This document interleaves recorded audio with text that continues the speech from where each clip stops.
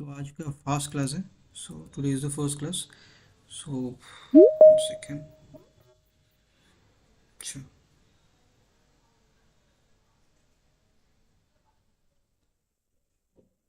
हाँ. और जैसे मैंने बोला कि ये क्लास ख़त्म होने के बाद भी आप 3 महीने के बाद फिर से ज्वाइन कर सकते हो नया बैच. उसमें कोई दिक्कत नहीं है. और कभी भी कोई दिक्कत आए, कुछ इश्यूज आए, नॉर्मली आप ट्रेनिंग अगर सही से करोगे तो आपको सारे. क्या हो रहा है, बार बार क्यों ज्वाइन कर रहे हैं? क्या वो कह रहा है? ओ, अच्छा अच्छा.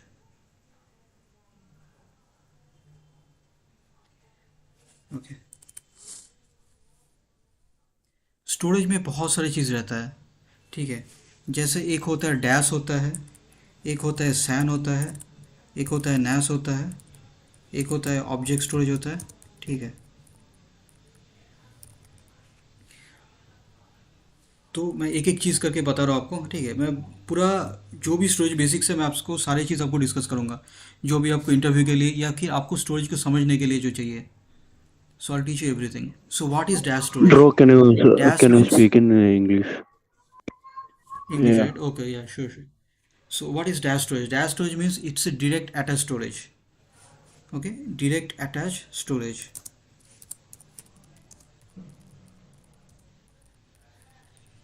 ठीक है. Direct attached storage, what does it mean? It means that whatever server you're using, your storage is dedicated for the server. So what does it mean? What that means that you will have the server, you will have the server chassis, okay, and the disk would be inside the server chassis. Okay, or it can be also external enclosure, but the external enclosure is attached, directly attached to the server. So is a dash storage, which used to use long time ago. Okay, like 40 years back, like we used to use. Still now also we use, but we use less. Like it's not for enterprise applications. It is for like you know test data or development data. Okay, not for the data which is very critical. We don't use it for that. Okay. So let me give you a picture. Dash storage images. Okay, just let me just go with the images. I try to understand it. Okay. Mm, yeah, this image is good. This image is good. Yeah. So you can check. This is your server and this is your storage, which is directly connected to it. Okay, and the storage can be, the disk can be inside the server enclosure also. So that is also possible. And this storage is like, I will tell you one, I'll give you one example of dash storage. You can, in VMware you have vSAN. Okay, vSAN. So that can, you can, it's a software defined storage, you can call it like dash storage. Okay, it is direct data storage. Okay.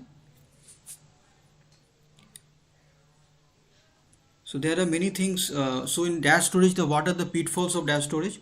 What are the disadvantages? There will be not much redundancy. Okay, and you will not have that much. How do you see, that much flexibility in dash storage. Okay, so that is the thing. And today's world, in nowadays they don't use dash storage much, only for, as I said, only for entry level applications you'll be using dash storage. So normally you'll be using SAN storage, which is basically will give you high performance. Okay.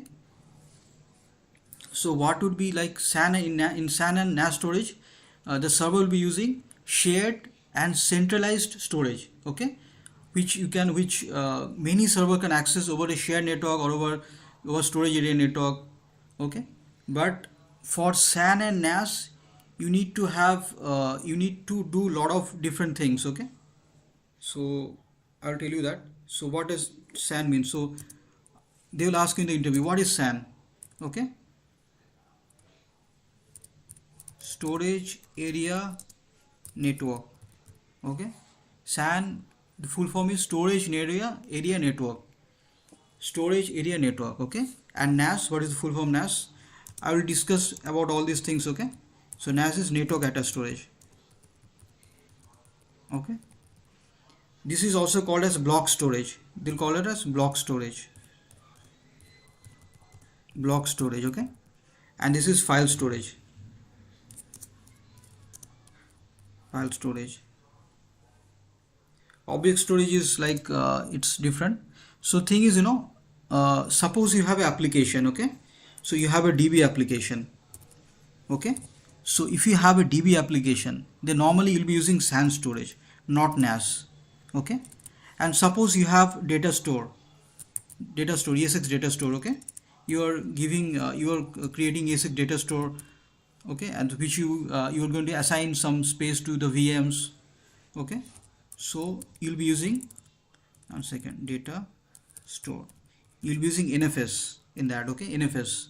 So basically you'll be using file storage, NAS you'll be using, okay?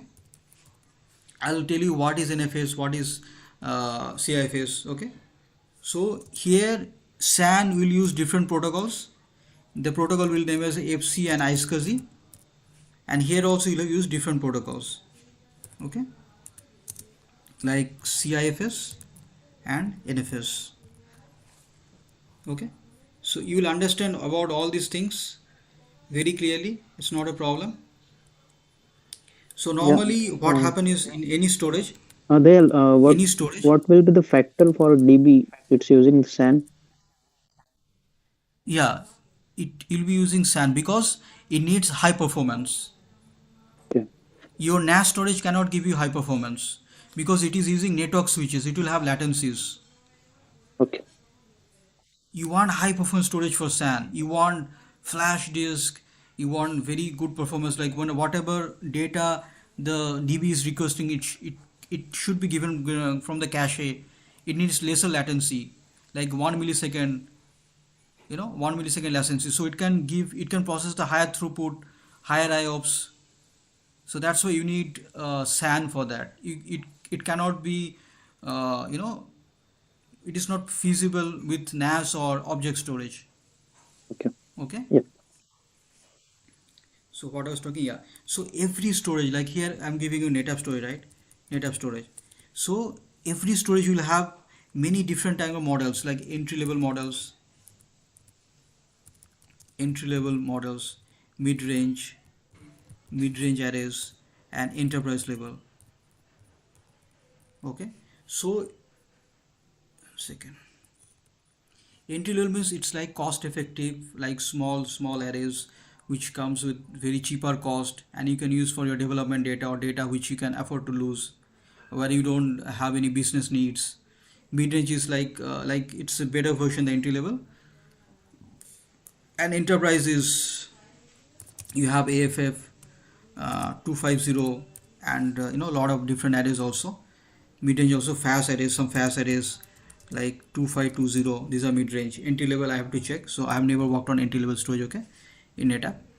So in Hitachi we used to work in entry level storage as AMS, okay. So anyway, so these are the things you are using, okay.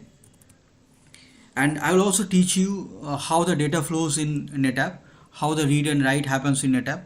So that's also an architecture also I'll teach you, okay. So here different storage like fast array, right? In fast array what happens, you can use different type of disk, okay.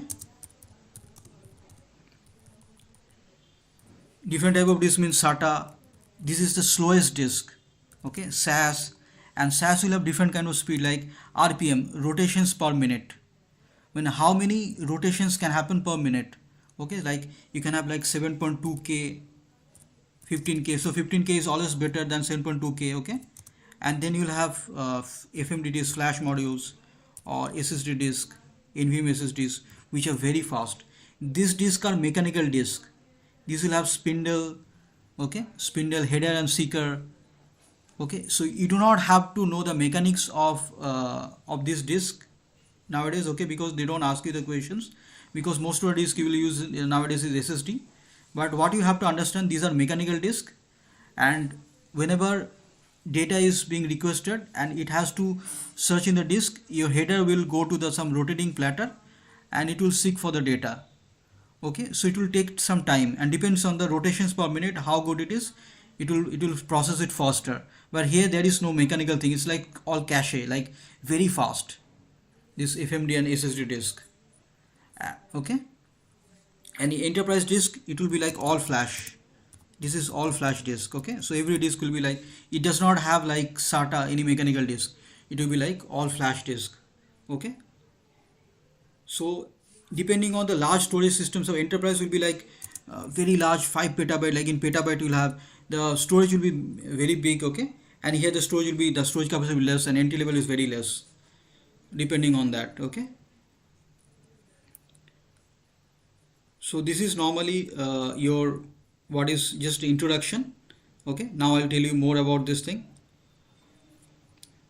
Okay, so basically whenever you're Sir, working in sir, storage, right? sir, one Huh, question. yeah, What is this yeah. 7.2K and 15K, sir? Huh. 7.2K is rotations, Okay, RPM. okay, okay. RPM.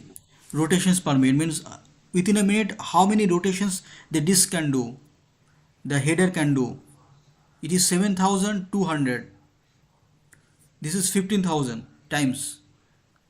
Right, sir. Okay. So that's how it is, yeah, RPM. Rotations per minute. Okay. So when I was talking about DAS, right? Okay, so the thing is, dash is directly attached storage. So suppose I'll give you an example. Suppose a server is recording 100 GB of dash storage, right? Okay, for his OS or applications. Okay, the thing is, and it is expected to grow like 300 GB more, but you already have 500 GB, right? So you are having limited space. You want to say, right? So 100 GB data, 100 GB space you are giving for OS. Okay, and maybe another 300 GB for applications maybe. Okay, and then what is happening, it's having only 500 GB disk. Okay, 500 GB disk.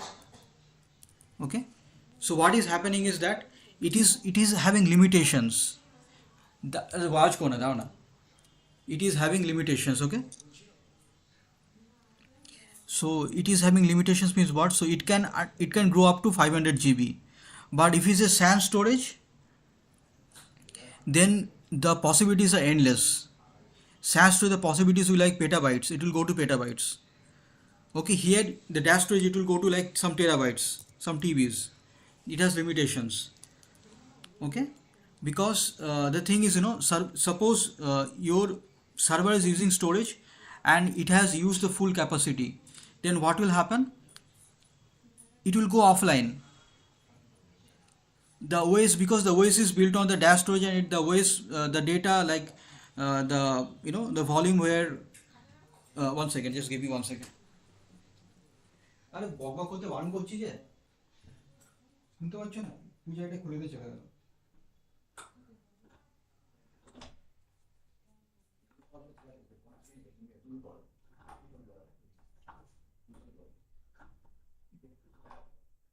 যা বসে থাকে না, ওই জন্য তো বসে থাকলে, যারা বসে থাকে তাদের কোনো কিছু খেয়াল আসবে না।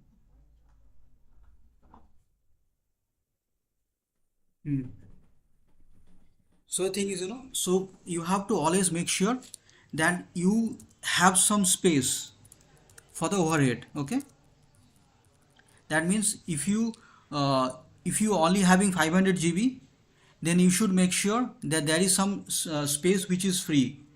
Otherwise, what will happen? The server will go offline.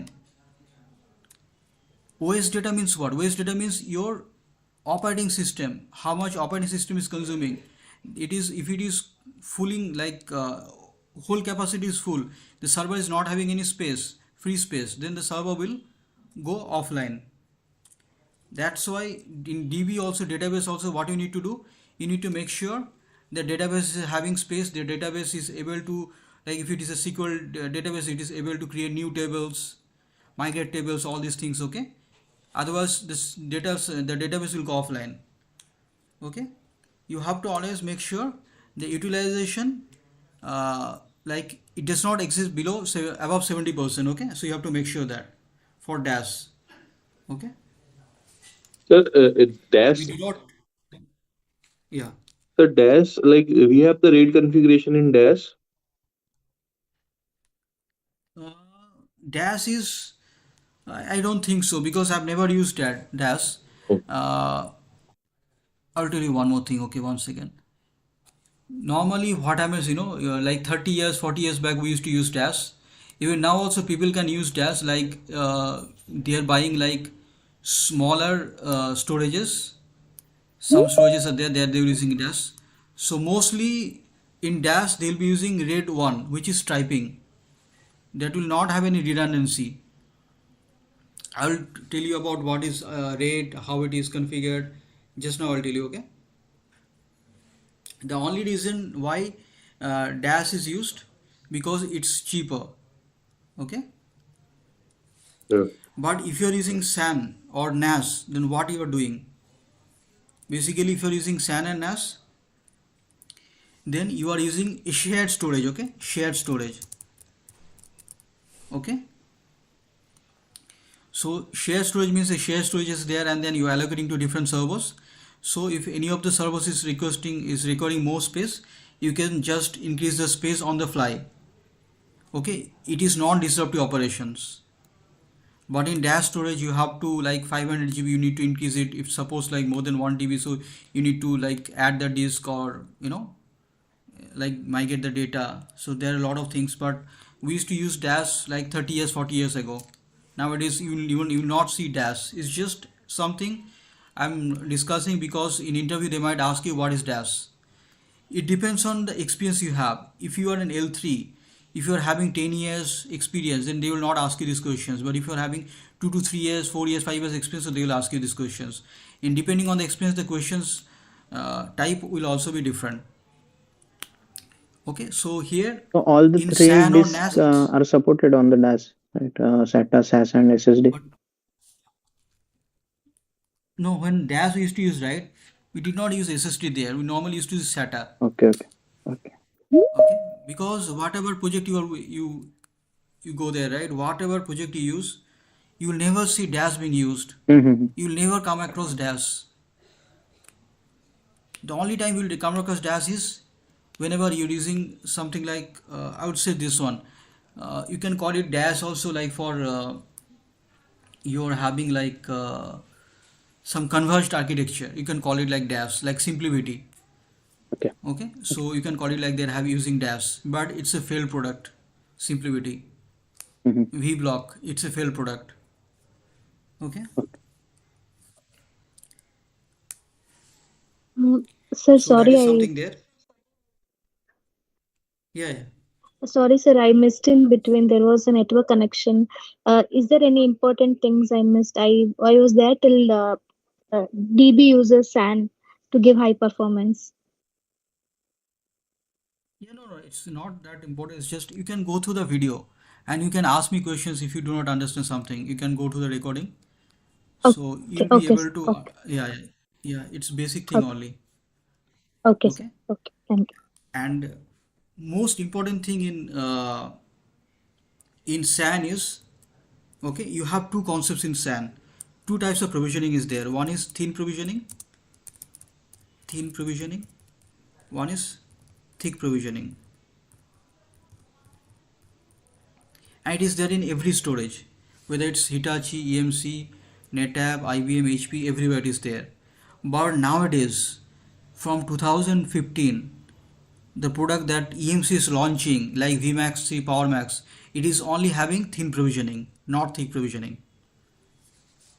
So what is thin provisioning? Thin provisioning means, suppose your application needs like 100 GB, okay? So you give 100 GB space from storage, okay? But application is using only 10 GB.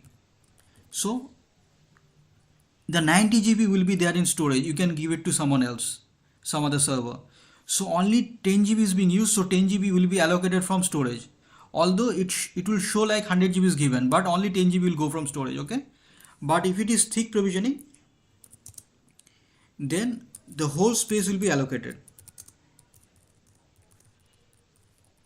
Means suppose even the suppose application is using 10 GB, but still 100 GB will be allocated if you have given a 100 GB LAN. Okay, so this is thick provisioning. So there are ways to do create a volume thin provisioning, thick provisioning. So I will give you that example when I'll give you the commands when I do the hands-on. It's very easy to do. So normally why they do thin provisioning? Because initial investment, there are two things in storage: capex, they will ask you these questions, okay, and opex. Capex is capacity requirement, initial capacity investment. Opex is operational requirements. Operational requirements means they might have to hire some storage admin. They might have to get a space where they can put the storage servers, and they have to do cooling. So they have to invest some money in that, electricity bill. Okay.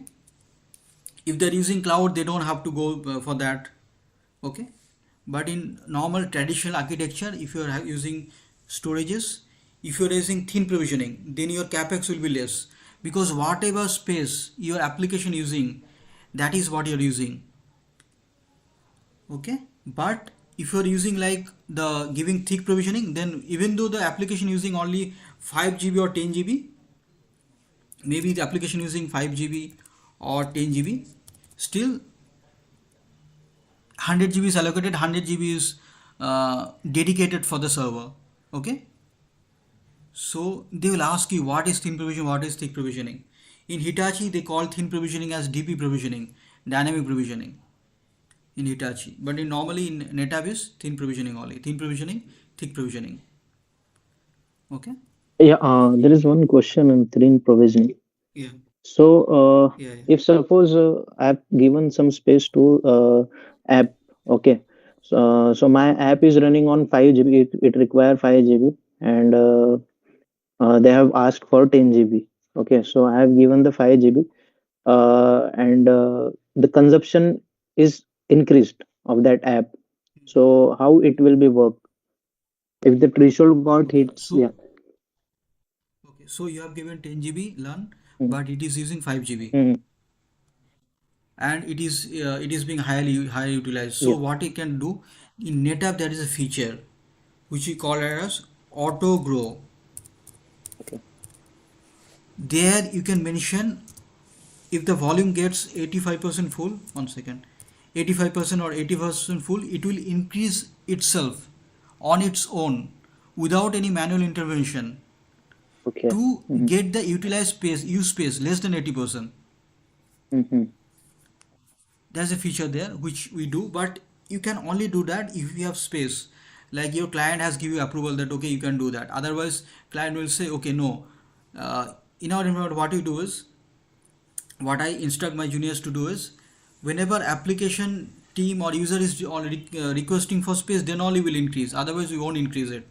But Mhm. in some environment, some project where they have lot of money, they do auto grow. They don't want for some small amount, small money, they don't want any issue to happen. Because suppose your application is getting full and you have not increased the space, then your application will be down, and the application will get P1. Yeah. Okay. Mhm. And they will open a breach and you will be called into it. But if you have autogrow feature, you will avoid that thing. Or if you do not do autogrow, what you can do, you can just increase the space. That is called expand the volume. Expansion. Yeah. Yeah. In NetApp, it's totally different compared to other storages. In NetApp, for a simple thing, you have to do a lot of things. Like Hitachi EMC is very simple to do. POD is very simple.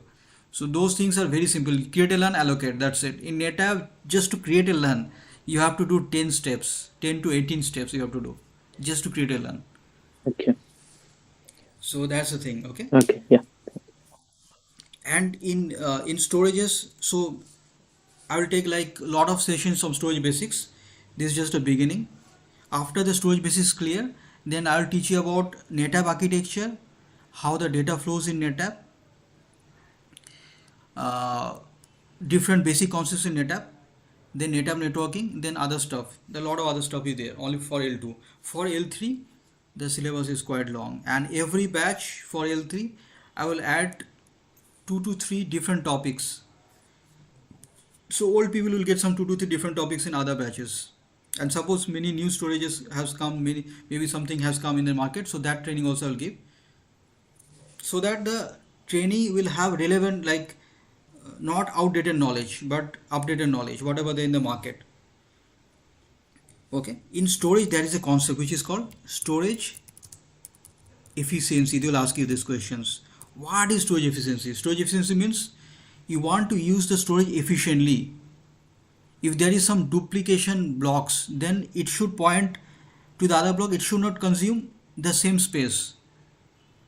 Means you have a block, same data is written twice, then it should not use twice the capacity. It should use just one capacity, and you should point the data to the earlier block. That's it. Okay, so there are two things you can do for storage efficiency that one normally storage does: deduplication and compression. And here a lot of backup guys are there, so you'll have the same thing in backup also. Compression, yeah. So deduplication, what deduplication does is it will detect the identical block and it will eliminate any further usage, like duplicate usage of those blocks. Okay, so what would happen? The blocks which are duplicate blocks are there, right? So it will point to the single copy of the block which is there in the disk. Okay, so that you can save some space. It will consume less space. Okay, and if you have compression, what compression will do?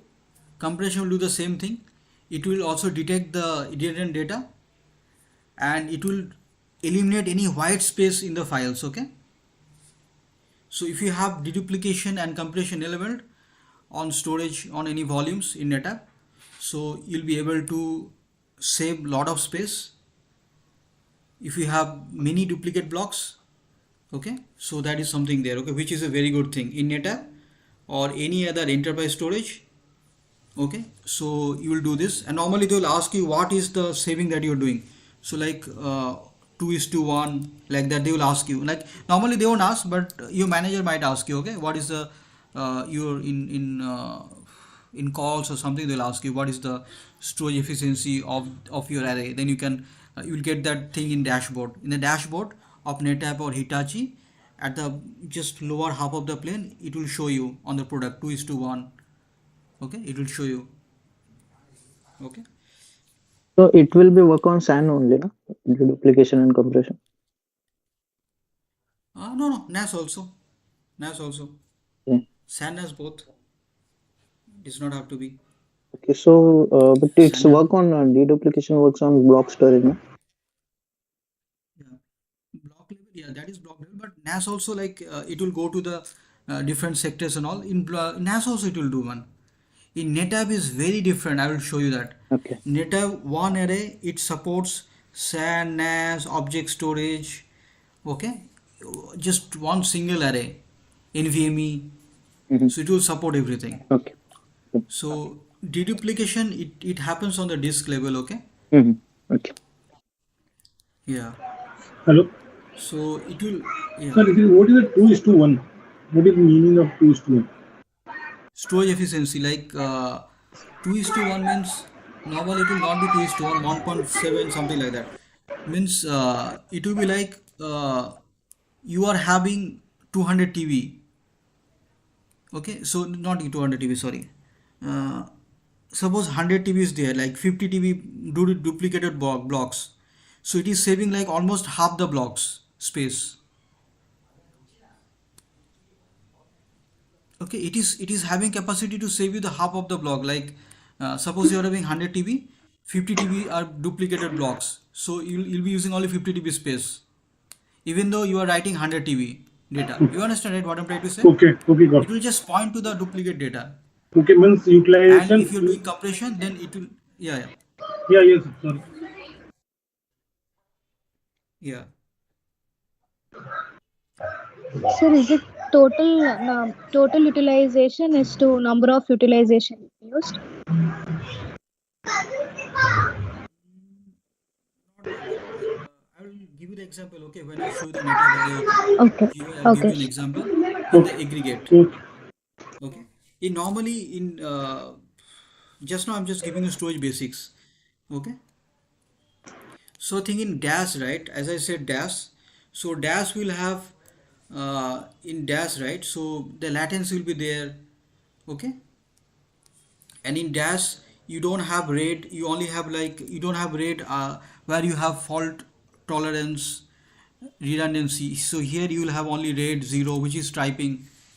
So it will not have any redundancy. It will just stripe the data across all the disk. Your performance will be improved, but if you lose any disk, then you lose the data. Okay, but in SAN or NAS, everywhere you will have disk level redundancies. There are two types of rates: hardware rate, software rate. So I'll discuss it during rates. Okay, so the thing is, in NetApp, they are only having RAID 4, RAID DP, and RAID TEC. Okay, so I will discuss what RAID is. Okay, I will not go to many more details in that. Okay, in Hitachi is different.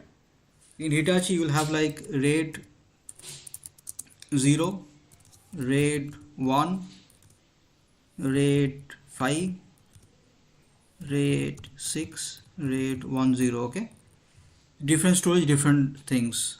Okay, so yeah,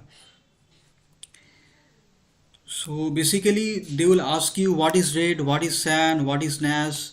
They'll ask you lot of different things. Okay, 1 second. So there is one other concept they will ask you. Suppose normally what happens, I'll tell you. Normally you are using you are a storage admin, okay, and your ESX team comes to you saying that our VMs got shut down because of space issue. Then you have to understand it got shut down because of space issue. What does it mean? It means they are doing boot from SAN. Boot from SAN means what? That means the OS file systems, the OS data, it's on the volume which is coming from SAN, not the local hard disk. Normally server will have some local hard disk and the ESX host, or maybe normal AIX server or Linux server, Windows server, like physical servers. So they will be using the space, on the local hard disk, like this. Their OS will be on the local hard disk.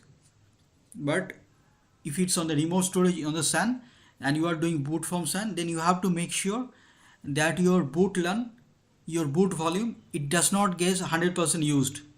If it gets fully used, then your VM will shut down. Okay, and those kind of capacity monitoring has to be done by some tool like SolarWind, or maybe VMware can use some tools. Okay, and they can do it. So you don't do it. The storage team is not responsible for that. The server team is responsible. Okay, the server team is responsible. Normally what happens, the blade servers, the blade chassis, we used to call it, right? Blade chassis, they will call it as bare metal. Okay, bare metal. So what happens is that you will have some like Cisco UCS blades. So in the blades you will install the physical machines, okay, physical servers, okay, and you will be assigning storage from either NetApp or Hitachi. You will be having some SAN switch in between, assigning them and giving the storage, and whatever physical server there, the boot LUN will be gone, will be like external storage will be used for the boot LUN. Okay, so you have to make sure, like the server team has to make sure that they has to have some thresholds so that they know that the boot LUN is not getting fully full. Otherwise you'll get some issues. So that's the issue. If somebody says that VMs are down, okay, VMs are down due to space issue, as a storage admin, what you have to do, as a storage admin, what you have to do, you have to ask them for the VM hostname. Okay, you have to ask them for VM HBS, host bus adapter. I'll give you everything, like what is HBS, what is NIC. I will give you an example and I will teach you. Okay, so you need to ask for the VM HBS. Okay, and then what you have to do, you have to go to the particular array, NetApp array or whatever array you are using.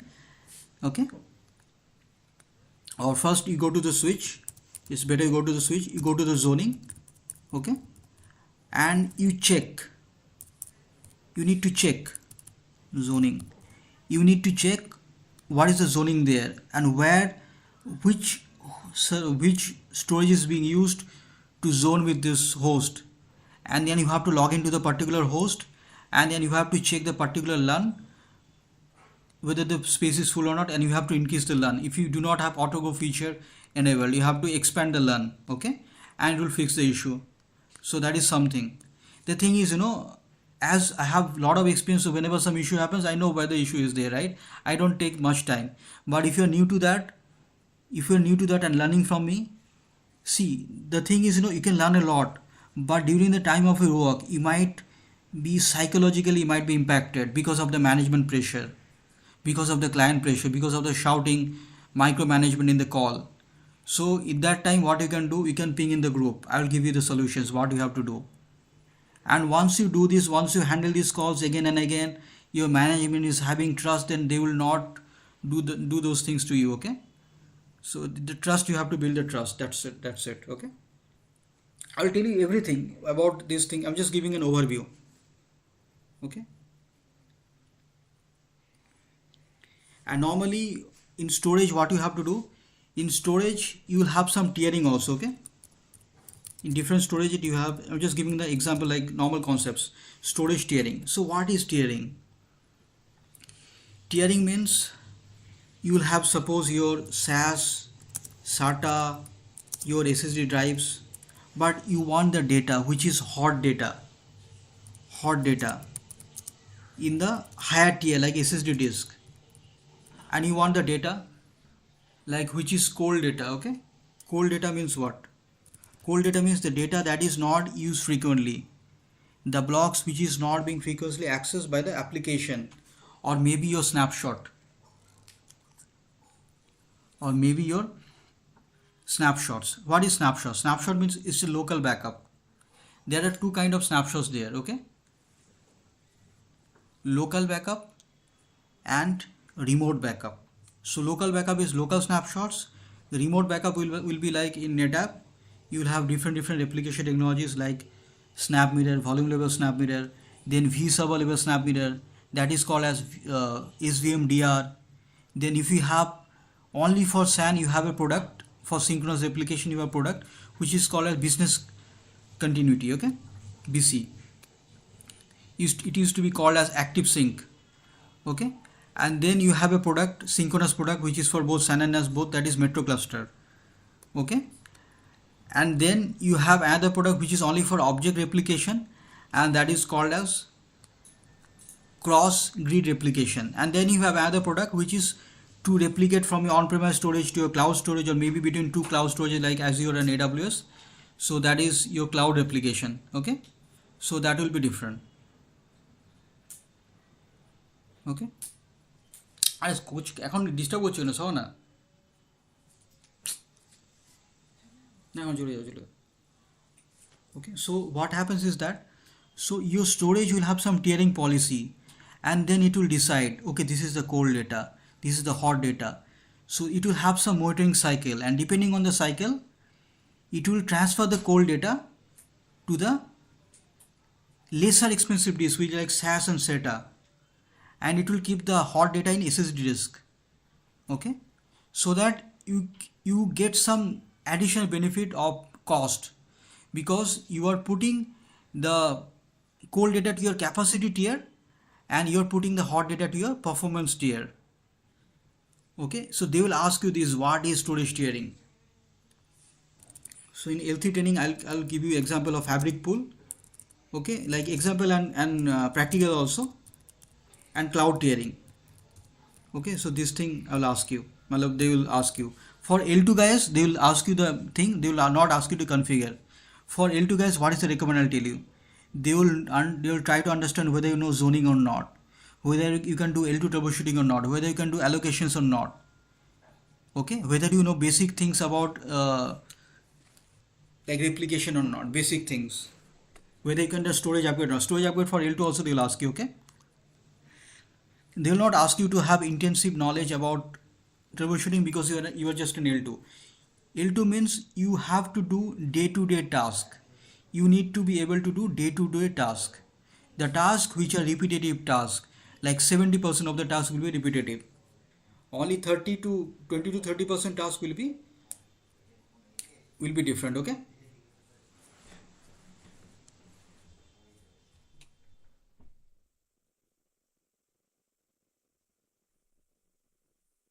Okay. So that is the thing. So there are a lot of other things are there. Okay. And So there what is is one more object thing. storage? Yeah, object storage. I'll give you the example. I'll tell you object storage. Okay. Object storage means you have to create some tenant. You have to create buckets, like object storage. Like Amazon S3 is there, right? Simple storage service in Azure Blob Storage. So these are object storage. Object storage means you can use the space in geographical locations, different geography. Like you are in India, you are able to store the data in USA, the data which is in India in object storage. Okay, so you can do that in object storage. So it will span across the different geographical locations. Okay. In normally what happens is backup, that is backup, right? So backup, you will have some data, and you can back it up in some tape drives, okay, or maybe some centralized storage. You can have centralized storage like NetApp configured with Commvault, and you can have the, in my environment we have configured NetApp with Commvault, and also NetApp with Hitachi with Commvault. So the Commvault data is stored in NetApp and also in Hitachi, that is a archival product, HCP content platform. Okay, so the thing is, here you can do this thing, or you can do another thing in storage. We can you can use like lesser expensive disk in remote side, and you can back the data from storage, and also, or you can do cloud backup also. Cloud backup means you have some on-premise storage, like here somebody was telling, right? I think Anand or Nilesh, I think Nilesh also is telling. So he has some AFF 3000 something 250 series, so he can have the data backed up in cloud. Okay, because the cloud storage will be cost effective, like it will cost you less, so you can have the cloud backup also. Okay, or you can have the backup in some other on-premise storage where you are using, suppose your production using SSD disk, you are having all flash array in production, and your remote DR you are using SATA or SAS disk. So you are putting your backup in less expensive disk, which means you are doing some cost effective solutions. You are saving some money for your client, and your management will be happy, because management wants, they will always want you to save some bucks. Doesn't matter how how less it is. Okay, so that's the thing. Okay. Bro, one thing, like the cloud backup is nothing in the Fabric pool. No, cloud backup is like, yeah, you can call it like, it using Fabric Pool technology, you do it. In cloud backup also, we'll use the Fabric Pool technology only. Okay. In cloud training also, Fabric Pool, that same technology we'll be using. Okay. And will be taking the backup or putting the backup either on Storage Grid, which is an on-premise object storage solution, Okay. or you can have used some cloud storage like Amazon FSx, Okay. or Amazon S3, or Azure Blob, or Azure Native Files, or Google Cloud Storage, Okay. or Oracle Storage. Okay. You can have it different storage, depends on whatever product you are using. Okay. Okay, With the like here Rideep is using like Amazon FSx, okay. somebody is using Azure, so depends on that. Okay. And you have some tiering policy also, like how many days like it will monitor, right? So after 3 days the cold data will go to the cloud storage, so like that you can do. Okay, Okay. and let me give you another thing. So just snapshots. So it will ask you what is Sir, snapshot, they will ask you. sir, I Yeah, have yeah, one tell me. question. So, sir, here, like we are configuring in our environment, like we are configuring like this cloud tiering. So we have like we will be moving the cold data, like the data which is not used for 6 months. Like we will be moving it to the AWS buckets. Uh, so, sir, will we be configuring like we will be seeing this thing in this training about like cloud cloud tiering? You are taking the L3 training, right? Are you taking the L3 training? Yes, yes, sir. Yeah, I will tell you. By default, the date is 31 days. So you want it to be like 6 months, we can change it to 6 months. That's not a problem. Like 6 into 30, 180 days we need to put there. So Mm-hmm. I'll show you that. I've given the thing to my old members. Okay, cloud tiering. So I'll show you that in the cloud tiering. So in cloud tiering, different policies will be there: auto policy, okay, Mm-hmm. and like all snapshot policy, no policy, none policy. So different policies will be there, where it will think like, oh, they will only transfer the snapshots, or they will transfer the full like active file system data also, or maybe it will not do anything. So different policies will be there, and you have to do that at the volume level, configure the policies at the volume level. So I'll show that. The thing is, NetApp is endless, so that's why every training I just add some 3 new topics. I remove 2 new topics, 2 old topics, and then again I repeat, because I want my trainees to know everything, like whatever the things there in the market. Okay, so and one more thing, L3 trainings, right? Suppose you want to cover something, right?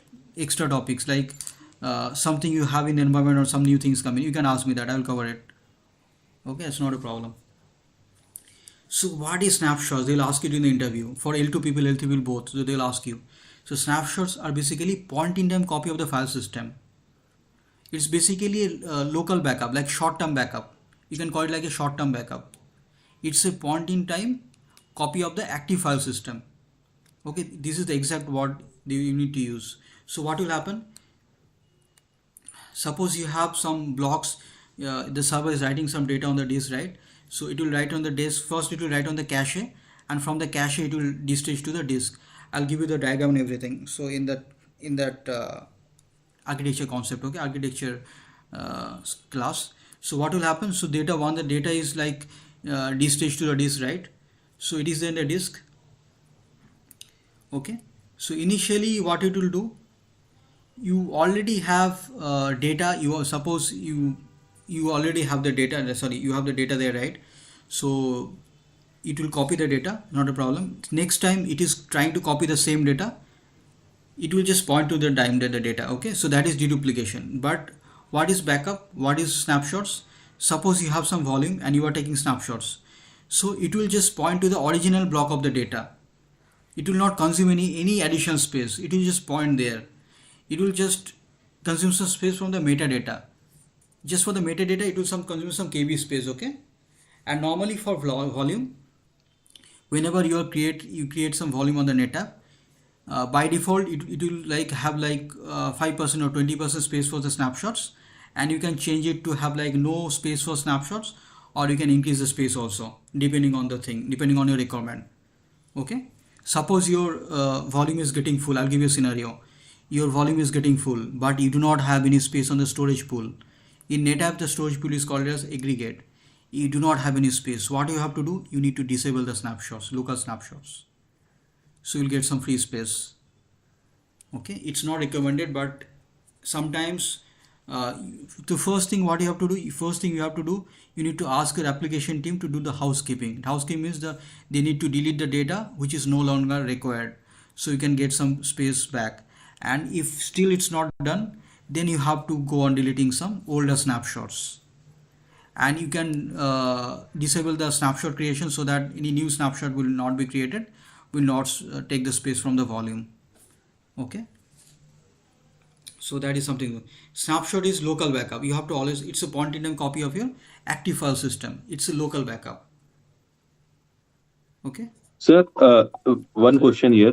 So, sir, like generally in VMware, we take the VM level snapshot, and like after taking the snapshot, we perform the changes in the server. And if anything goes wrong, we recover the VM state from the snapshot. Yes, So, restore from the snapshot. Yeah. sir, is like in the NetApp also, like it is the snapshots are configured in similar way. Like if we are taking like snapshots of the volume, and then after that, like some changes are made on the volume, then we can go back to the same state which was earlier. Yes, you can do that. So suppose you are taking snapshots, local snapshot, and you have a schedule. Like what you are doing, you are keeping one monthly snapshot, Sorry, sir. 4 weekly snapshots, I think 7 daily snapshots. the daily snapshots are there. Yeah. Yeah. So suppose you are taking like this, okay? So how many daily snapshot are you taking? Do you remember? I'm not sure about this storage. I didn't configure that. Yeah. Okay. So suppose depending on your requirement, Mhm. suppose your client wants that you should have at least 30 days of data. So you can use like 30 daily snapshots, or you can use like 4 weekly snapshot, like that, depending on that you can use. Okay. So if they're asking you that, so that means what? It means that whenever any newer snapshot is being created, which is more than 30 days, your older snapshot, which is like older than 30 days, it will be deleted automatically. Okay. And suppose you have the snapshot, right? Suppose today is January, right? So January. So suppose you will have data, today is 2nd January, right? So you'll have the data up to until 2nd of December. Okay. Suppose you lost the data on 15th of December, you can go to the snapshot, you can revert from the snapshot.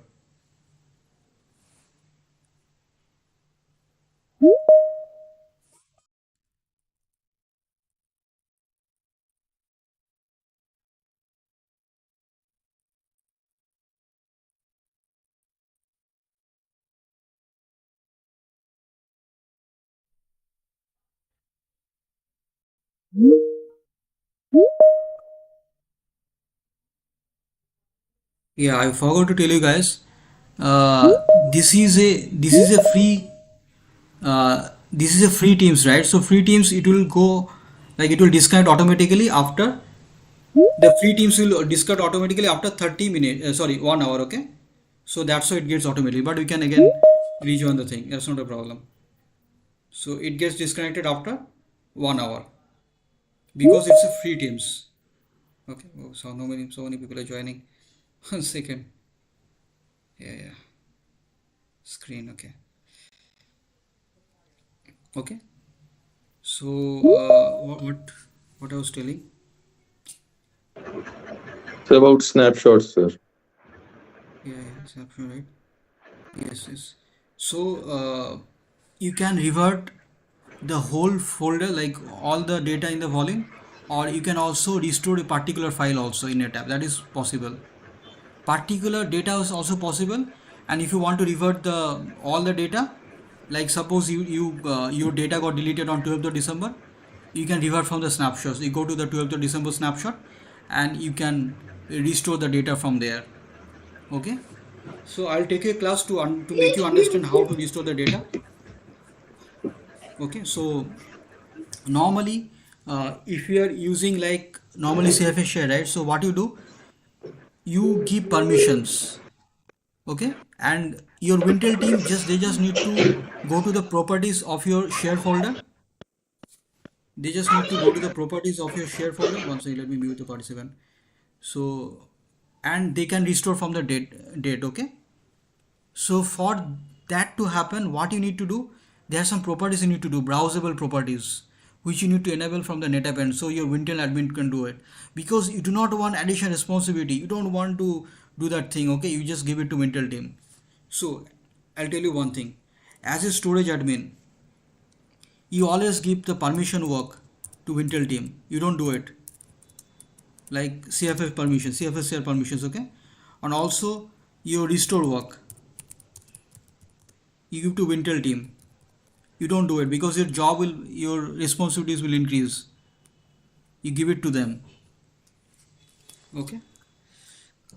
So snapshot is basically local backup. It's a local backup.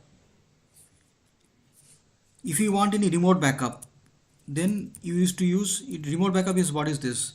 It's called disaster recovery. For disaster recovery means suppose you have two sites, Chessington and Dorking. Suppose your Chessington, it was like there is some power outage in your data center, or maybe some earthquake, maybe some natural calamity. Then what will happen? Your businesses should run as usual from your DR. So you need to have the DR site configured so that your applications, your database, your business, suppose you're using banking project, you're working in banking projects, your banking services, it should be online. your user should be able to do transactions or able to get the uh, banking summary. Okay, so that you need to use disaster. So you have to, what you have to do, you have to configure replications.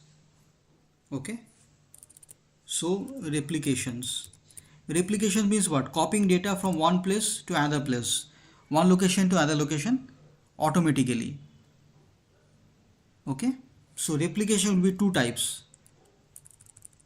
One is remote and is local.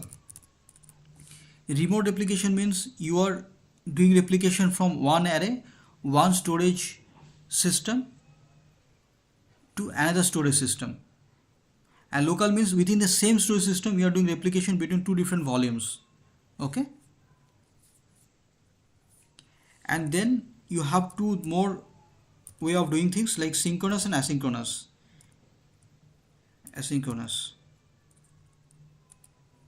So what will happen in synchronous? Let me tell you. Event. It will not be in sync with source and destination. Yeah.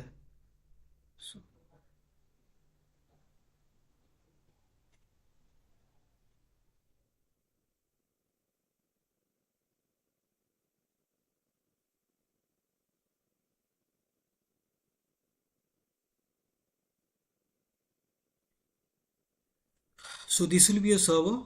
Okay, one second. How do I write this? I think text something, right? Text. I forgot actually. Illustrations. Yeah, this one.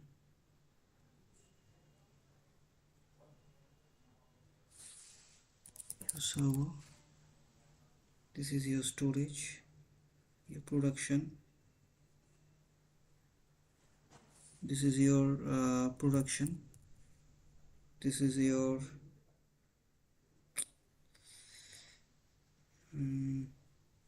DR. This is your cache, primary cache.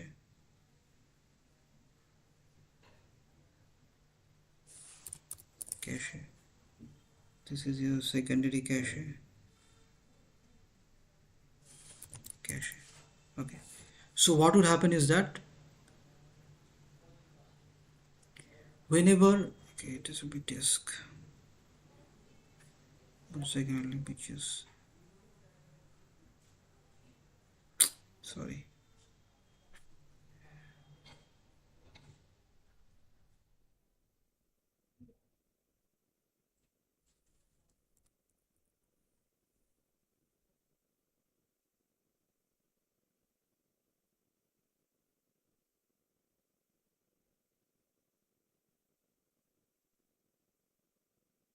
Yeah. So normally what will happen, tell you.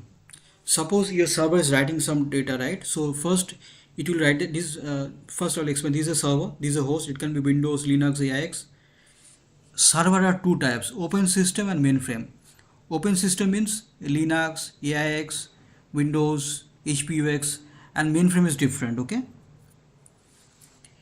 And every server will have some cache. I will explain what is cache. Cache means it's a foster like DRAM, programmable RAM means it's to foster. You can call it like memory, your RAM, your normal local. You have some laptop, you have RAM, so you can call it like RAM. Okay. In NetApp it is NVRAM. Okay. And then you have the disk. This is the disk. This is your production array. Production means these are where the business is running from, and these are disaster recovery side. These are DR side. Okay. If this is gone, then this site should be able to give you all the input output. Okay. And these are disk. Okay, in DR side. Okay. So what happens? Server is writing some data. It will first come to the primary cache, and then this is your synchronous replication I'm talking about, synchronous. Okay. And then it will mirror, it will replicate to the remote cache, and then the acknowledgement will come to the server. The server will get the acknowledgement the write is completed. So it is having a round trip delay.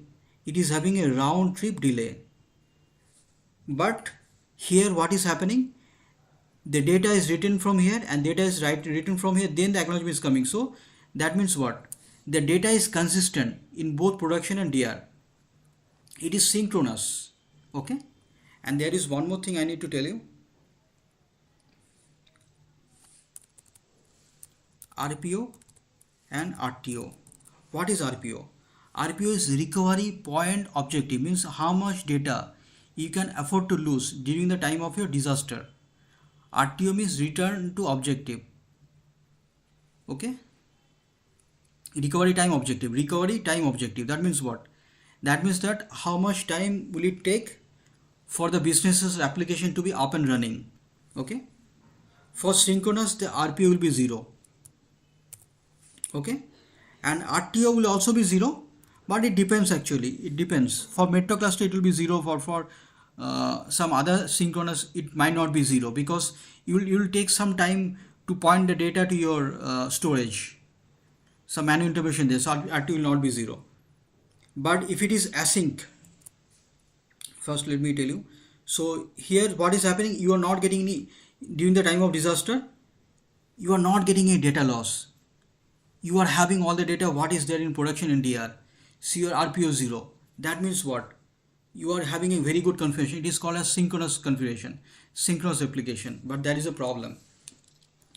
For synchronous replication, they have some distance limitation like 50 miles or 80 miles. So your production at DR should be less than 80 miles apart. It cannot be more than 80 miles. But for asynchronous, it will be like 500 miles. Okay? So that is the thing. And you need to, normally the licensing for the synchronous, it will be more actually like costly. It will be costly. And the cable that you use, right, for synchronous replication, you will call it as dark fiber DWDM cables, which will be costly compared to this asynchronous replication. In asynchronous, what will happen? The server is writing data on the production array. It will first return the cache, and the acknowledgement you will get, the server will get the acknowledgement the write is completed. And later point of time, the data from the primary cache will be copied to the secondary arrays cache, secondary cache. Okay? And then this is not having a round trip delay, and this is not ensuring that data is consistent. So you will have the data, the time it is taking to transfer, right? That will be your RPO. So if it is 15 minutes, suppose it is taking 15 minutes to transfer. So 15 minutes is RPO, means disaster happens, you will not get back the data of 15 minutes, whatever there was 15 minutes, within 15 minutes. Okay? So you lose the data of 15 minutes. So your RPO will become, recovery point objective will become 15 minutes. Okay, and RTO will obviously never be 0, because your data you are not getting, you need to point the data to the server and a lot of things you need to do. Okay, so depending on your client, depending on other things, you will have different kind of solutions. In my project we have asynchronous. In my earlier project I had synchronous, asynchronous both. Okay, and once the data is written to the cache, it is mirrored there, and then what will happen at later point of time, like in the cache, the NetApp will call the cache as NVRAM. Every 10 seconds, the NVRAM, from the NVRAM cache, the data will be dispatched to a disk, or if the NVRAM is full, then data will be dispatched to a disk. Okay, and the data, when the data is being dispatched, it is called as consistency point, CP. They will call it as CP. This session, whatever I'm telling you, right, I'll give you a better, like very bigger architecture I'll show you, and then I'll give you a better explanation. This is just some basic explanation I'm giving you, right? I'll go to more in depth. So basically what you are doing, you are trying to have some like read-only load balancing, I would say, because here the data is writable data, but this data, whatever data is there, right, it will be read-only. The volumes it will create, right, it will be read-only volumes. Okay, why read-only? Because if both becomes read-write, right, so inconsistency, data will not be consistent, so that's why it has to be read-only. In the time of disaster, you'll break the sampler pair, okay, or the sampler pair will be broken, and then you can mount it to the server as read-write copy during the time of disaster. Okay, and then suppose your application is doing some write on it, and then your production is on, it's fixed, then you can resync, reverse, you can do reverse resync and copy the DR data to your production, and then again you can do reverse desync, so your original replication direction can remain the same. So that's what you need to do. That is what we do during the time of real disaster. But when it is not a real disaster, just a DR testing, what we do normally, what we do is we break the replication, sample replication, we mount it as read write to a server, we application will check the consistency, and then we again sync it from the production. That's it. We do not sync it from the, we do not do reverse resync, because it's just a testing, it's not actual disaster. Okay, so are you able to understand what I'm trying to say? I'll give you more details. Okay, I will configure for the L2 guys, I'll configure SnapMirror replication, volume SnapMirror. Okay, for the L3 guys, I'll configure like SnapMirror replication, SVMDR, business continuity, metro cluster, cross-key replication, and cloud replication. Okay, but I will tell you one thing, not a single person, not a single people will have the project where they will have all kind of replications. It is not possible. You will have mostly two types of replication. Okay, mostly two types of replication. Okay,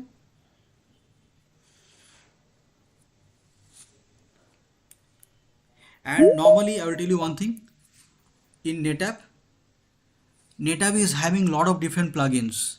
So it will have plugin for your VMware, it will have plugin for Exchange Mail Server, SQL Server, it will have different plugins, and you can do lot of different things with those plugins.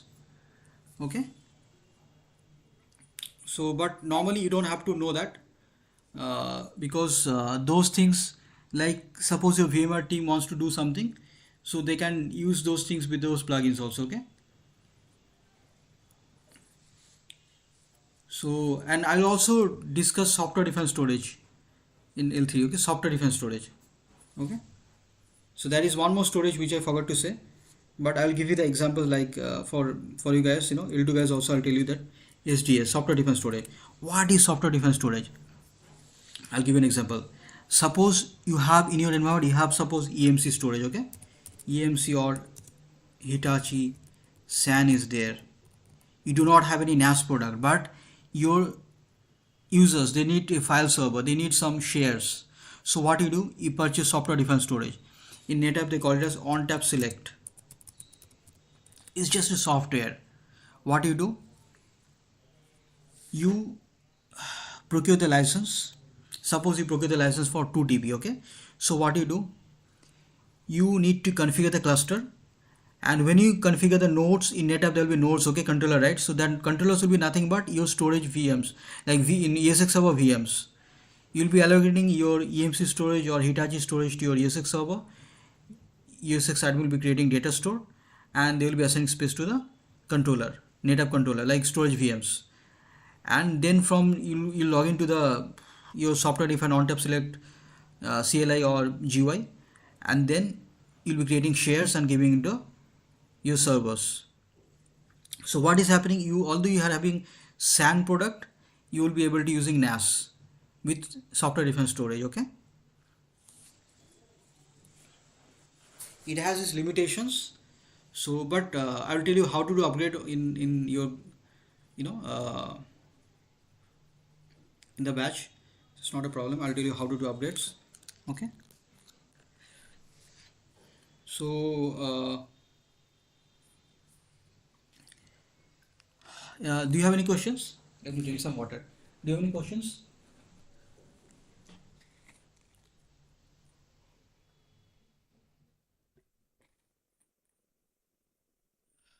Can you Sir, explain the architecture. synchronous and asynchronous replication? What are you saying? Synchronous and asynchronous replication. Yeah.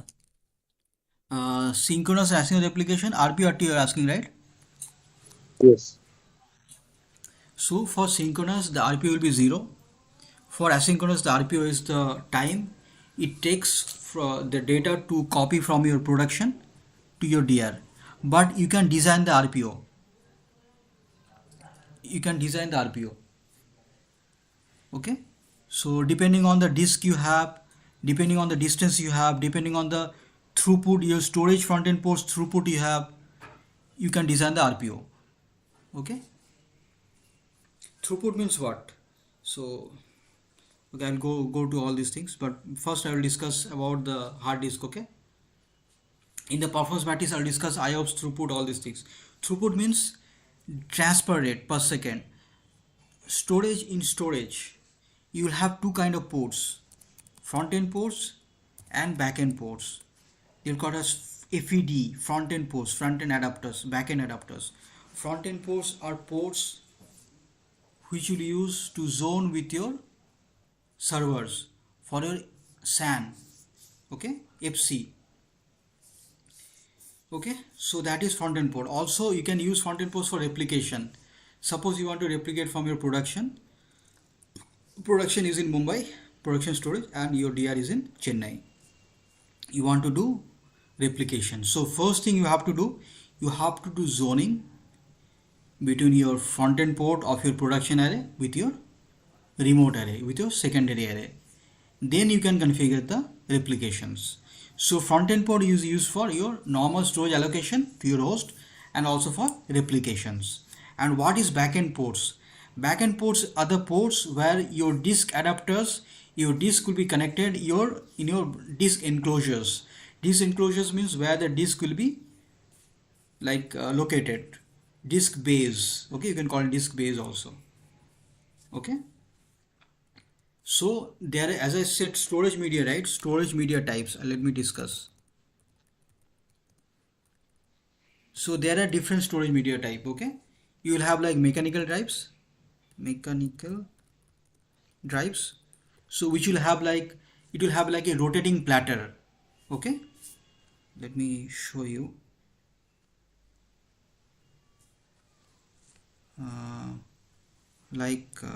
SATA disk. Okay, images. This will be like SATA disk. Okay, not this. Architecture.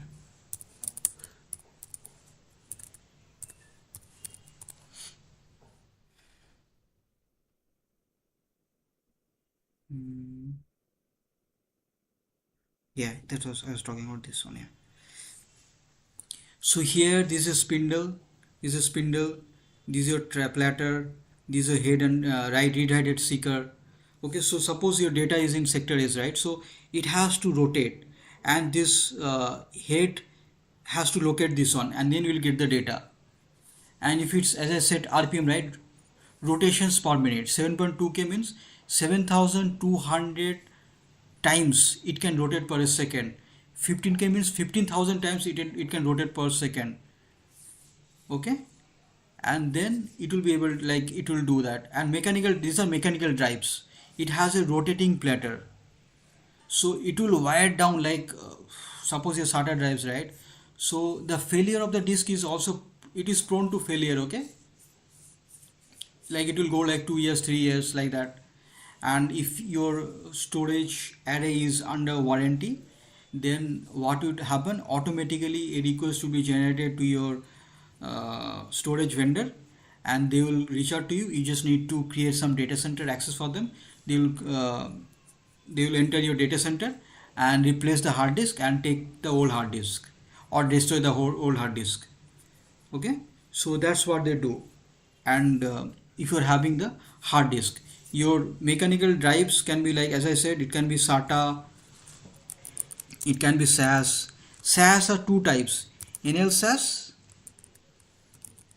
and B SAS. Now there are two kind of disk. One is, it depends on the form factor. Form factor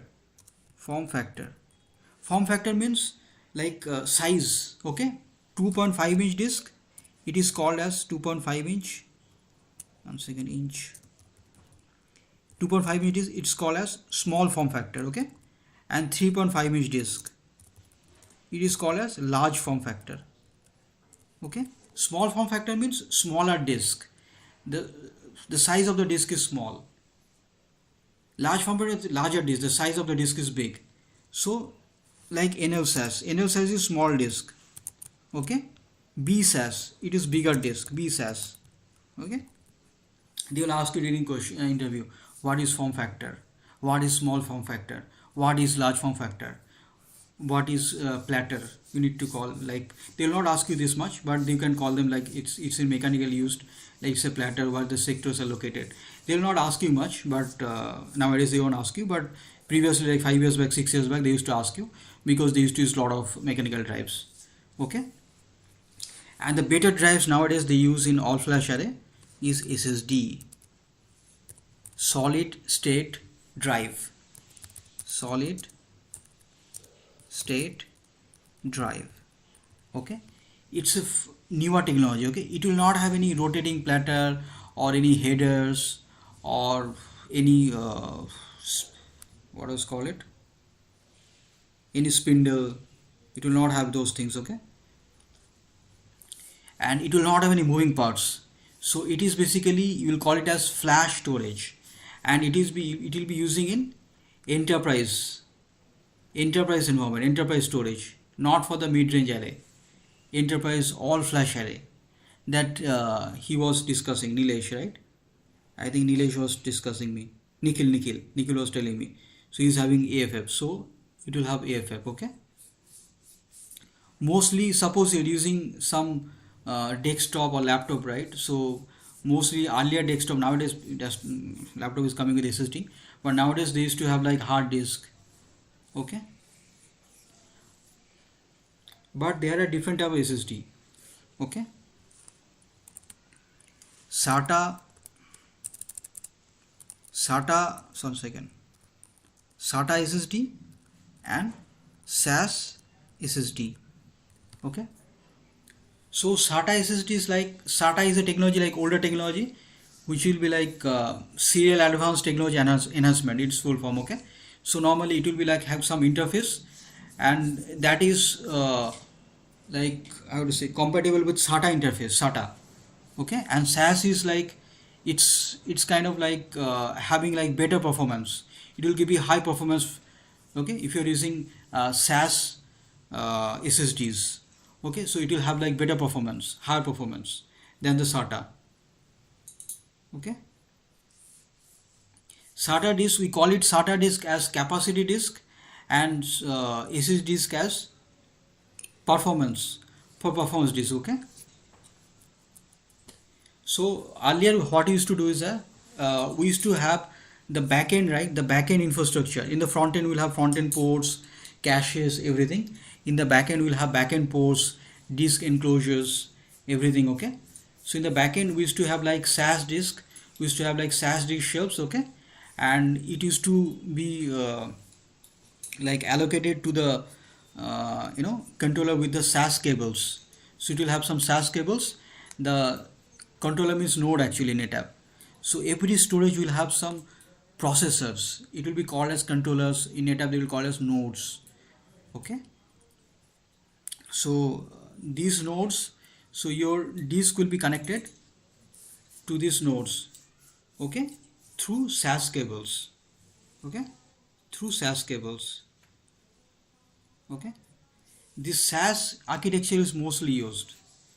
Okay, nowadays also Hitachi, whether it's a Hitachi or NetApp, they will be using SAS. And SAS is basically, it is backward compatible with SATA. Backward compatible means what?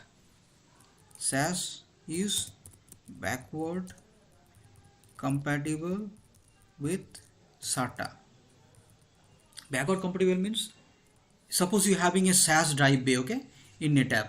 So you can insert SAS SSD, SAS hard disk, SATA SSD, SATA hard disk. Okay, you can have this, use this. Okay, SSD will give you like highest performance, because it can process more IOPS, it can support more IOPS, but it will also have higher cost per GB. So it will incur, you have to spend more bucks. Okay, and your SATA hard drives, what you're having like SATA hard drives, right? This will have like very big sizes, and it will cost you less money per GB. Okay, but it will also have lower performance because it's mechanical. You will have your platter, header, seeker, all these things you will have. Okay, so you can use SATA where performance is not the biggest concern. Suppose you need to use you need to put some backup in somewhere, right? So you can use SATA, or maybe you need to use those secondary volumes. You can use SATA, no problem. I mean, you need to you'll be able to save some bucks there, okay? But you want the middle, like SATA is like lower cost, SSD is like highest cost, SAS is like mid-range kind of, okay? So here you'll get good performance, you'll get good capacity, and you'll also have some cost-effective solutions. So it's like kind of like mid-range, you were saying, mid-range media type, okay? Okay, and then nowadays you have some other disk also, which has come in the market, okay, which is called as NVMe. When you use SATA and SAS, right, it was actually designed for hard disk, for mechanical drives, okay? But when you're using SAS cables, SAS architecture for your SSD, right, so it is having this connection, this architecture is having some bottleneck, okay? That's why storage vendors, they have created a new technology, which is NVMe, which is basically faster than PCI bus, which you used to use in SATA and SAS. NVMe is a faster, newer technology, okay? But the problem is, there is a problem here. NVMe and SAS/SATA, these are not compatible with each other. That means we cannot have NVMe drive in a SAS drive bay, or we cannot have a SAS drive in NVMe drive bay. It's not compatible with each other, okay? So depending on what kind of drive bay is there, you need to use appropriate disk. Your vendor will know that. Suppose, I'll tell you one thing. One of the companies, right, they came to me for a support, like kind of a job, second job, but I was not willing to, but I was just doing something, so like TPM Guru, and I saw that there are many companies in Gurgaon who are working like small companies. What they're doing, they're giving support for end of life, end of support arrays, okay? But for free of cost, like they were going to pay me money, so but I did not take that role, because I did not have time, because I'm doing training and I have a job also, so that's why I said no. But that person, right, the manager, that person, right, he comes back to me asking that what is the issue. So one day he ran into some issue, he replaced the controller, and after the controller replacement, still he was not able to access the shares from that controller. So I told him what would be the solution. He need to reinstall the licenses, CFS and NFS licenses. So then he reinstalled, and it worked like a charm. So that's the thing. So he was coming to me for Hitachi support, NetApp support, but they're using 7 mode arrays, like old arrays. For old arrays, some things cannot be fixed, okay? Because storage vendor, what they do is that they always do technological refresh. There's one thing. There is a term called tech refresh. They will ask you during interview, what is tech refresh? Suppose you have an old end of life array. End of life means it's an old array. NetApp or any storage vendor is not giving any support for that array. There's two concepts you have to know, two terms: end of life and end of support. End of life means that array is like end of life. It is no longer supported by the vendor. End of support means the array is not end of life, but your support has expired. Your support contract is expired, so you have to pay some money and renew the contract, okay? So that is thing. If it is end of life, then you have to purchase a new array, which is like new array, and you have to do storage migrations or host level migrations that you have to do, okay? I was part of migration team in Hitachi vendor. They worked for 3 years. I used to do SAN migrations for Hitachi and EMC arrays. Only migrations. So we're migrating from your old arrays to new arrays, okay? Nowadays also I check that the migration team is still there. I'm still there doing migration. I used to work in the 2019. Now it is 2015. Still they are doing migrations. Same project. So anyway, you can think how many arrays are there, because every 5 years they are buying some new arrays, because it's a bank, right? So that's why. So there is one more technology which is there related to this, which is SCM. Okay, SCM, storage class memory. Storage class memory. Whatever I'm telling, right, these things they'll ask it in L2 interviews. They'll ask you what kind of disk is there, what is NVMe doing, what do you mean by take refresh, what do you mean by migrations, what is storage level migration. Suppose you have an end of life array, then what should you do? It depends on the thing. See, I'll tell you that one thing. If you are getting interviewed for Deloitte, PwC, my friends are there in Deloitte, PwC, different roles, maybe not storage, Wells Fargo, and maybe your interview for TCS, ACL. So interview in TCS, ACL, Infosys, it will be very easy. Infosys, ACL, TCS interviews are very easy. Accenture, very easy. Okay, but when you go for interviews for like very good companies like Intel or NetApp, okay, it will be little difficult. So depending on the interviews, but I'll always suggest you that do work in product companies, but don't work there for a long time, because they'll make you do a lot of work. You want to spend time, quality time with family also. You don't want to be working a lot. So you need to do work in product company just to have the company name in your resume, so that in future you'll be able to get jobs with ease. And then you just go into some service company, become a manager or senior manager, just stay there. Okay, because you cannot change your locations frequently. You have kids, you cannot change the schools, a lot of different things are there. So you have to understand that. So anyway, so storage class memory. So storage class memory is basically, it's an emerging technology. Okay, so here the physical media, the storage device, the storage disk, okay, it will fit in the memory slots. So you can fit in the memory slots. And the SCM will have NVRAM. It is non-volatile RAM. There are two kind of RAM there, NVRAM and DRAM. NVRAM and DRAM. Okay, NVRAM means non-volatile RAM and DRAM means dynamic RAM. Okay, so NVRAM, it's basically persistent storage, and suppose it is having power outage, it will support the power outage, because it will have vaulting.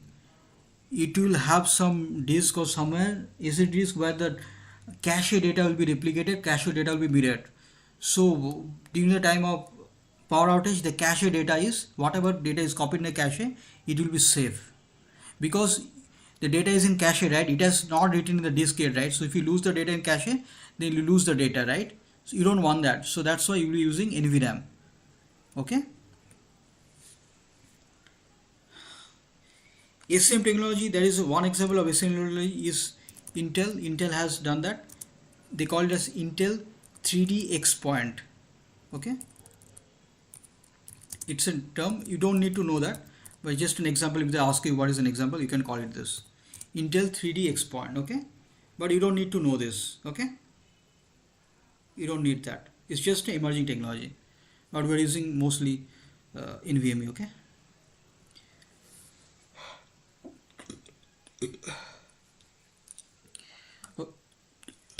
Okay, so the other thing is there. So there are different arrays are there. Okay, so you'll have arrays like all flash arrays. One second. You will have like all flash arrays, or you'll have like hybrid flash arrays. Okay, hybrid flash arrays. Okay, all flash arrays means all the disk will be SSD disk. Okay, nowadays we're using SSD disk. Why? Because price of the hard disk is becoming, less attractive, because SSD disk price is becoming less. So that's the reason. Back in year 2015 or 14, the price was very high in SSD. So now the more time goes by, electronic prices are coming down. You can see we used to use like a lot of different laptops. Sorry, not laptop. Yeah. So now the laptop cost is down. Okay. I used to use like IT laptop I bought in 2010. So that it cost me 30,000. Now I'm doing some AMD. It is cost me like 26,000 or 29,000. My laptop. Okay. So, and it's having SSD disk. I could never imagine a laptop or 27,000 to have SSD disk in back in 2010. But electronics prices are always coming down. That's why, as the SSD disk is coming down, so why should we use hard disk, right? We'll be using SSD. That's why they won't ask you much questions on SSD disk, because it's not being used frequently.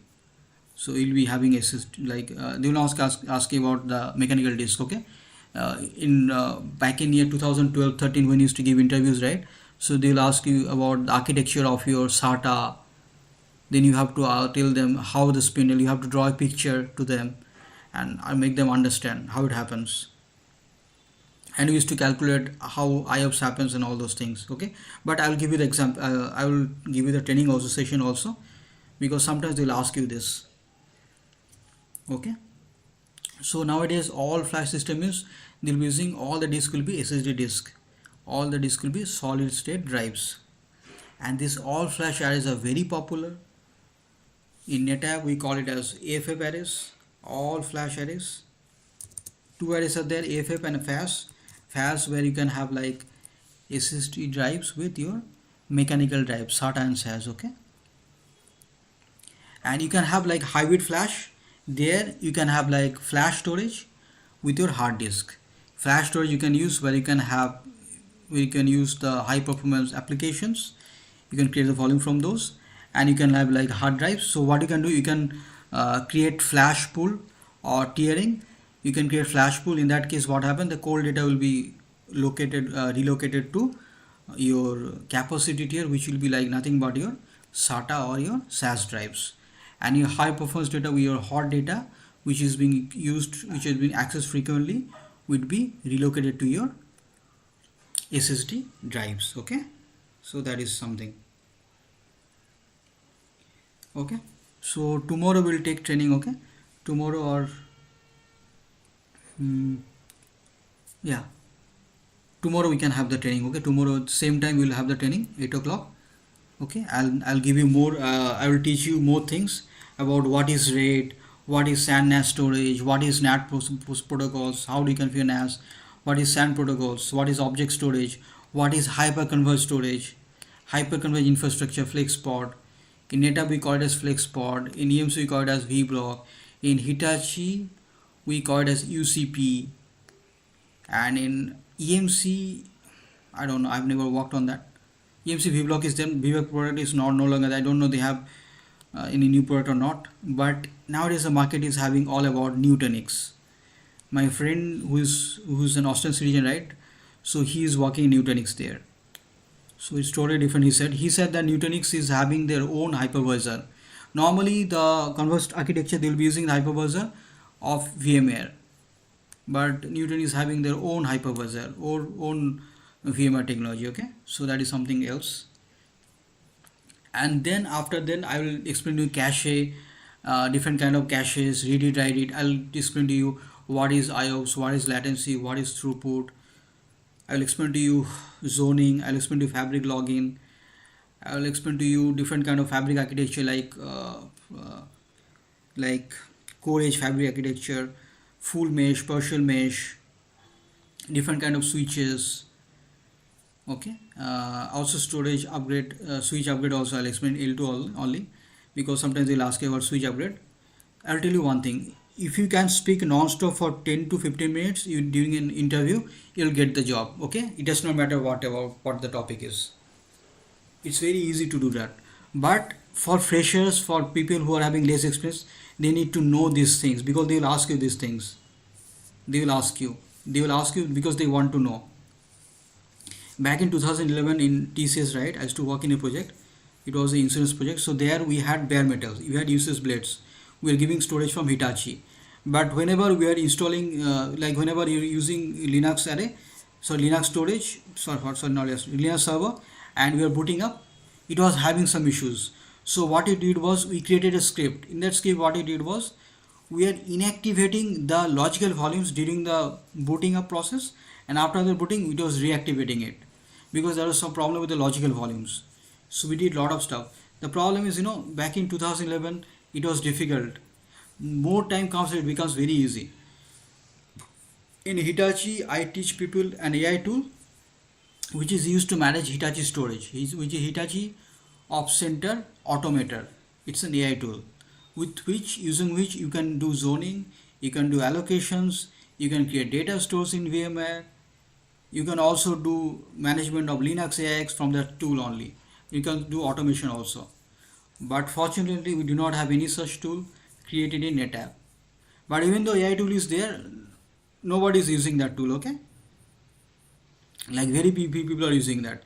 And normally you have to grow as a person, like as a storage admin. And thing is, when you get more experience, you have to know storage, backup, VMware, and cloud and automations. It can be cloud automation, VMware automation, or storage automation. That's it. Little bit of networking knowledge will not hurt you, because it will help you during your cloud trainings. Like cloud, you have to know how the routing happens. And one more thing, in NetApp, most of the troubleshooting will be done through network teams. Okay, so I'll take a networking class also in NetApp. So tomorrow we'll discuss about RAID, about SAN and storage. We'll compare the storage. We'll discuss in depth. We'll discuss on different protocols, object storage. So tomorrow we'll discuss. Okay. So guys, do you have any questions?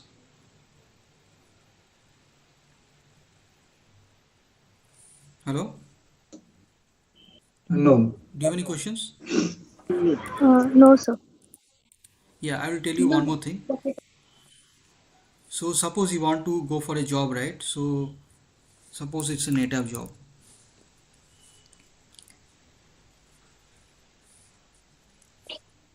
I'll tell you one thing. If you're having 5 years experience, so you can expect around 15 to 19 lakhs, okay, in storage. If you're having 10 years experience, 20 to 30, okay. So that is, it's storage. But as you know, new technology is coming. New technology will always give you better salary. So cloud automation, with 5 year experience, you can get 20 lakhs, okay. So here 7 to 12, it's showing 20 to 25. Let me go here. Simpuna, I don't want to see this. NetApp, I don't want this. Suppose you're going for 3 to 5 years experience, right? So here people whose house is Mumbai, they're very lucky, because most of the storage jobs are in Mumbai. Okay, most of the storage jobs are in Mumbai. So it is a 3 to 5 years experience for L2 people I'm talking about. So what they're asking, you can tell. They're asking you for L2 support. Okay. What they're asking? They're asking you for like your change activities, like allocations. Okay, they will tell you a lot of things. Okay. But during the L2, they will only ask you about replications, little bit of replications. They'll ask you about architecture. They will ask you about allocations, allocation troubleshooting.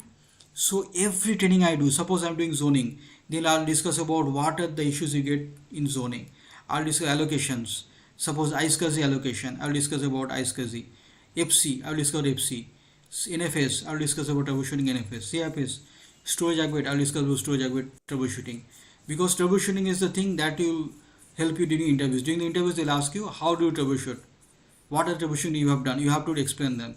And I'll always give you the updated troubleshooting that you do, because every NetApp code we are having, right, there will be some bugs.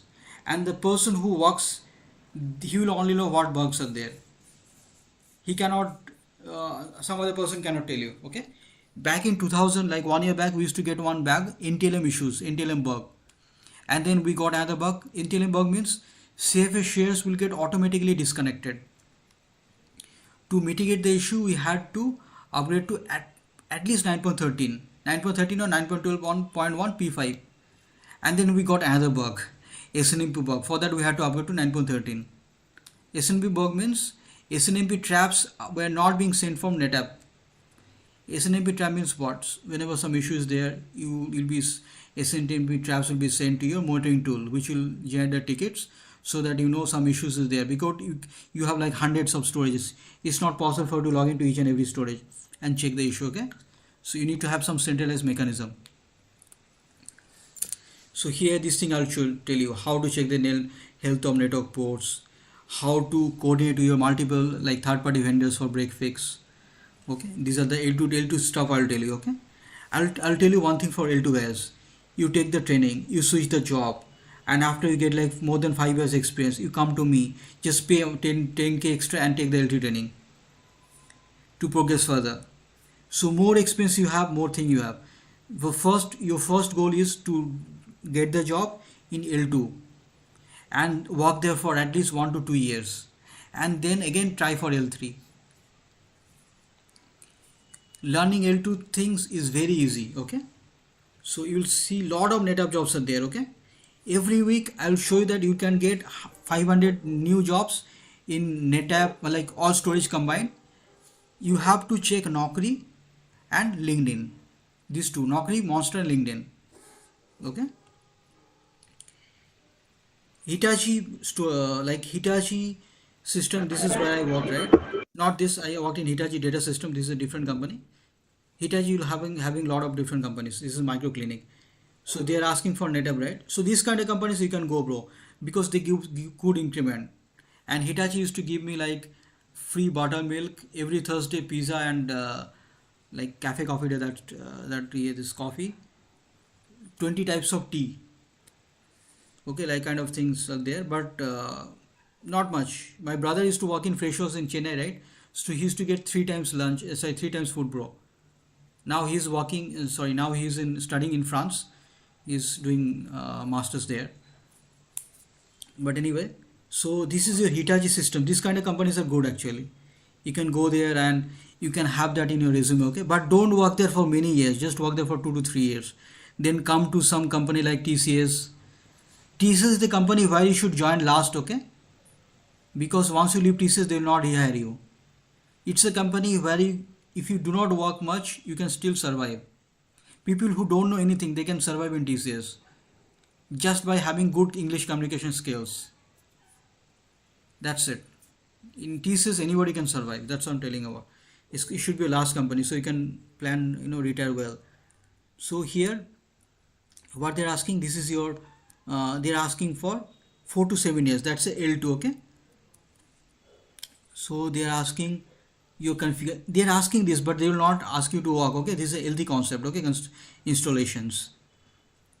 In L3 training, I'll show you how to install your physical NetApp array and also software defined storage array, and what are the issues we get during the installations, and what are the pre-checks prerequisite we need to do. Like here, Praveen, he is going to install, he needs to configure NetApp array. So he used to take, it's a 2-node cluster he will do. So for every node, 1 node management leave, 1 cluster management, 2 leave, 3 leave, and data leaves. So depending on that many leaves he has to take from the network team. Here, how do you do monitor storage performance? These all the things I'll show you practically, theoretically, and always practically. And whatever practical things we are doing, right? First, I will draw a flowchart for you. Flowchart. I always draw a flowchart in the Paint so that you understand what steps will be first and what will be the next steps. Okay. Okay, 1 hour 43 minutes. Okay. So tomorrow we'll have the training. Okay. Tomorrow we'll have the training at same time, 8 p.m. IST. Okay. No, there, And then how we will do the hands-on. what are you saying? How we will do the hands-on if we Yeah. have to practice. Yeah. You have to install NetApp simulators in your personal laptop. Okay. So you will guide I'll us check with with one. that, right? Yeah, I'll check with one US guy. Okay. Yeah, Venkatesh. Well, there is one US guy and one Canadian guy. They are the ones who have installed it. In India, nobody was able to install. It would be a fairly easy process. You just have to get the right package. You need to get the right package. You have to just search in Google, okay, and just try to download the package and install it. Okay. You need to have some to install that. First, you have to install some Oracle VirtualBox. There's some Oracle VirtualBox is there. On that, Yeah. you need to install. Okay. Okay. So you'll be able to install it. And the person who is having the NetApp storage, they can do on their own storage. Like they can create something and then they delete it, like 1 GB, 2 GB, or what they can do, if they have admin credentials, fine. If they have the credentials with their own user ID, then they should not, because in NetApp there is some audit files. It called at AUDX, MDX files, audit files, which will be your root volumes. So that will track your commands, whatever command you execute, it will be there. So NetApp can find out if you do some issues, okay? So Okay. that's why I've created different, our client required, us to get different users for that. So I've created different users and enable the audit mechanism. Okay, so I'll show you all these things, I'll show you, okay? And my every training will be different. Suppose I am taking a different batch, my next batch will be different. Because the reason being, this is what I'm training, I'm telling what in my mind is, right? So at the same time, I might be doing some different issues, right? So I'll talk about that issue. So it will be different. Okay, little bit different will be there. Because every year or every 6 months, we'll get some different issues to work with in NetApp. In Hitachi, we do not get many issues. It's a very stable storage, but NetApp, bugs are always coming. Okay. So, and I'll also give you for L3 guys, I'll give you 2 different tools to discuss about how to do performance analysis, both from block level, object level, and file level. Okay. So yeah. And L2 guys, the priority would be to take my training, just to go through all the videos again and again and again, just to get into the interviews, get the job. That's it. Get a job. Your first primary objective is to change your job. Or maybe within the same job, you can change your project to get better, or maybe in the same project, you can get like NetApp, if you're having like NetApp project, so you can get into the NetApp project. Okay. So nothing that is, and I will tell you one thing, NetApp is difficult compared to Hitachi AMC, but once you understand the concept, it is very easy. Because unlike EMC is always changing its stuff, okay? NetApp and Hitachi is same. What I used to do in Hitachi in 2011, I'm still doing the same thing in my project. Same thing. Commands are same. But yeah, the storages has changed, but the command interface, everything is same. But NetApp has changed. NetApp has changed a bit. Okay. For L2 guys, if you know SAN and NAS, that is okay. You don't need to know object storage. For L2 guys, they're looking for a person who can do day jobs, means you are able to do 70% of the job. 30% more, the 30% of the job will be done by the L3s. Okay, and you will never be able to, they will never give you the opportunities to do the L3 work. There will be office politics. Okay. But once you have knowledge, you change your job, then you are hired as a L3, they will give you L3 job because they are paying you better salary. So they will give you L3. L3 means what kind of job? It is like a migrations or architect level or what? Yeah, L3, different kind of L3 is there. One L3 is like you will do migrations, replications, break fix, storage installations, performance analysis. You'll be the Spock, like go-to guy in your storage team. Your management is asking for some recommendations, they'll go to you. You're like senior person. And there is one more L3, which is like storage architect. So you'll be a centralized person. You will be connected to different storage projects, and you'll be giving the design. So you'll go to the project, you'll take the transition, and there is one person in my group whom I have given to training to. So he's having 15 years experience in NetApp. He's in Netherlands. So he is an architect. So his job is to go to different projects, take the KT, or give the implementation, do the implementation, make design documents like LLDs, low level design where you'll have detailed design, HLDs like high level design, which will have a design which can be understood by any lay person, like anyone who's not from storage background. So like that he will make, and that's it, and he'll move to storage different, like he's a person who always stays in Europe. Now he's in Netherlands. Next year he will go to some other company, other project country like Spain or something. Okay. His name So Zeri or what? Vikas. Okay. So, I cannot reveal his company name. He said not to. okay. But, Because because his company is having politics, office politics. Yeah, that's why because of office politics, many people they don't want to disclose their company name because of office politics. Because your team members, they don't consider you as friends but competitors.